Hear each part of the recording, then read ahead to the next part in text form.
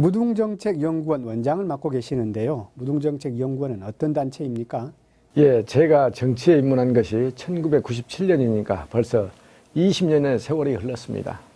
하지만 의료 활동을 하면서 정치와 사회 활동을 동시에 하기에는 벅차다는 생각을 평소 많이 했었습니다. 오랜 기간 운영해온 병원을 접을 때 조금은 아쉽고 앞길에 대한 두려움도 있었습니다. 그래도 지역민을 위해 길에 들어선 이상 보다 전문적인 정치인의 길을 걷고 싶어서 지역에 대한 체계적이고 깊이 있는 활동과 대안을 제시해보고자 설립된 기관입니다. 하나의 미달이 뿌리가 내려서 굳건한 거목이 되듯이 강주와 동구가 공동 번영할 수 있는 다양한 분야의 그 연구를 통해서 지역 발전의 대안을 제시하는 기관으로 발전시켜 나갈 계획입니다. 무등정책연구원뿐만 아니라 이런 다른 봉사활동 등 다양한 사회활동을 하고 계신 걸로 알고 있습니다. 예, 인사는 만사다라는 말이 있습니다. 모든 일의 계획과 실행은 사람이 하는 것입니다. 저는 강주 대동구 장학문화재단 이사장, 무등사랑 인재육성 아카데미 이사, 지역문화교류재단 진흥회 이사 등을 맡으면서 인재 양성과 지역 발전에 꾸준히 기여해 왔습니다. 최근 인구 절벽에 따른 지역 소멸 문제가 심각하게 대두되고 있습니다. 지역 발전의 최종 결론은 역시 인재를 키우고 후진을 양성하는 일입니다. 그런 차원에서 인재를 위한 투자와 지원에 노력하는 것이 지역 발전을 위한 최소한의 의무라고 생각합니다. 또한 전남시인협회 혼회장과 강주미술협회 명예회원, 강주체조협회 회장을 역임하면서 문화예술인들과 교류를 갖고 오랜 동안 후원 활동을 이어오고 있습니다. 인재 육성과 문화 발전은 동구가 가장 강점을 갖고 있는 분야입니다. 저는 이런 경험이 동구 발전에 기여할 수 있다고 믿습니다. 예, 그 사회의 다양한 사회 활동 못지않게 지방자치에도 관심이 많은 것으로 알고 있습니다. 오 원장님이 생각하시기에 현 지방자치 문제와 개선 방안이 있다면 어떤 점을 꼽을 수 있을까요? 예, 자치란 그 정치적 개념도 중요하지만 결국 자립을 하려면 돈이 필요합니다. 그런데 현재 국세와 지방세의 배분 비율이 8대 2에 불과합니다. 그러다 보니 매년 12월이면 국비 예산을 얼마나 가져왔느냐가 국회의원, 단체장의 능력 기준이 되곤 합니다. 국비 매칭 비율 사업비를 맞추다 보니 가난한 지자체는 자기 사업은 물론이고 인건비도 해결하기 벅찹니다. 최근 늘어난 복지비는 더욱 지자체를 옥죄고 있습니다. 모든 사업이 국비 위주로 돌아가다 보니 중앙인맥을 중시하고 위만 바라보고 중앙정치의 목을 매는 현상이 반복되고 있습니다. 결국 자치능력 강화는 세원 배분이라는 커다란 산을 넘어야 하며 거기에 덧붙여서 자체 세원 발굴을 위한 지역 산업의 진흥이 추가돼야 효과가 있다고 할 것입니다. 강주 동구는 오랜 기간 민주화 운동을 통해 다져진 뿔뿔이 민주주의의 전통이 강한 도시입니다. 비록 경제적인 어려움은 있지만 참여와 자치의 활성화를 통해서 생활로서의 지방자치 모델을 정립할 수 있는 지역으로 거듭날 수 있도록 해야 할 것입니다. 우리 오 원장님이 평소 갖고 있는 정치에 관한 철학을 좀 듣고 싶습니다. 저는 1997년 DJ 정부 시절 전남도당 청년위원장으로 활동한 이후 20여년간 정치권에 몸을 담아왔습니다. 수차례에 걸쳐 국회의원, 구청장 선거에도 도전해왔습니다. 당시에도 많은 분들의 격려와 성원이 있었기에 큰 꿈을 안고 지역의 변화를 위해 온몸을 불사를 각오로 뛰었던 것입니다.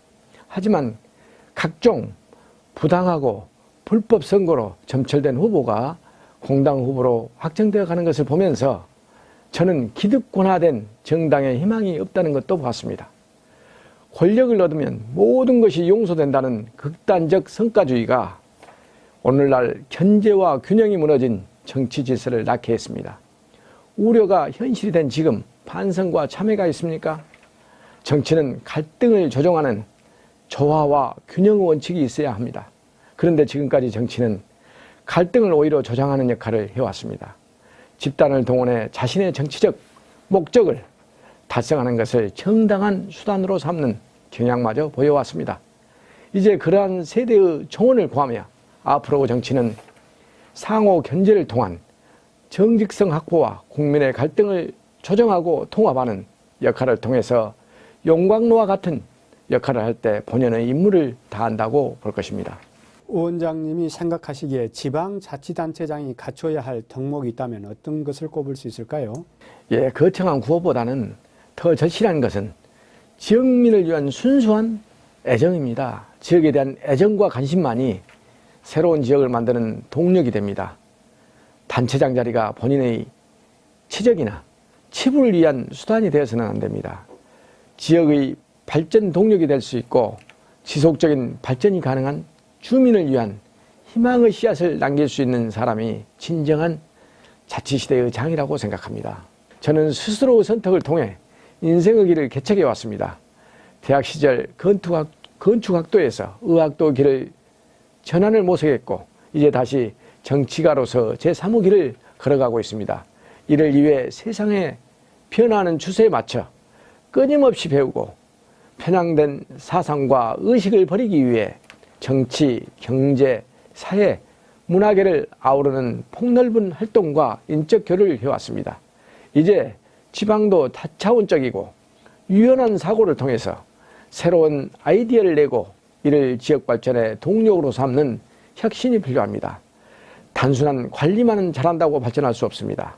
아이디어와 혁신 없이는 지자체도 살아남을 수 없습니다. 변화와 혁신, 개방된 사고, 통합과 설득의 리더십을 갖춘 리더만이 내일의 생존을 답보할 수 있는 단체장으로서의 자격이 있다고 생각합니다. 네, 광주 동구 발전 방향을 제시해 주신다면 어떻게 말씀하실 수 있을까요? 전통과 단절된 도시는 생명력이 없습니다. 더구나 폭발적인 인구 증가를 기반으로 성장하는 그런 시기가 지난 지금 기존 도심이 새로이 주목받고 추억 마케팅이 성행하고 있는데 도시개발도 이에 발맞춰야 합니다. 추억과 전통이 서린 곳에 거주하는 것은 마음의 안정과 평화를 가져다 줍니다. 거주 공간을 물질이 아닌 마음으로 바라볼 수 있는 여유를 이제 도시발전 전략에서도 찾아야 합니다. 도시는 밀림과 같아서 다양성이 생명입니다. 고층 빌딩의 이면에는 가난한 예술가도 살 수 있는 다락방 공간이 필요하며 남녀노소, 빈부, 누구든 후손에게 희망을 불케할 수 있는 매력적인 공간이어야 합니다. 그 점에서 동구는 문화와 예술의 틀을 잡고 강주의 특성을 보존하며 개발할 수 있는 무궁한 자원을 가진 강주의 보고입니다. 다양성 있는 생태계에서 새싹이 자랄 수 있습니다.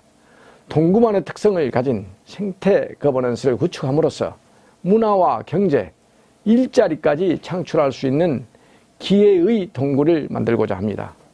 그러면서 다음 두 가지로 발전 방향을 압축해 볼 수 있습니다.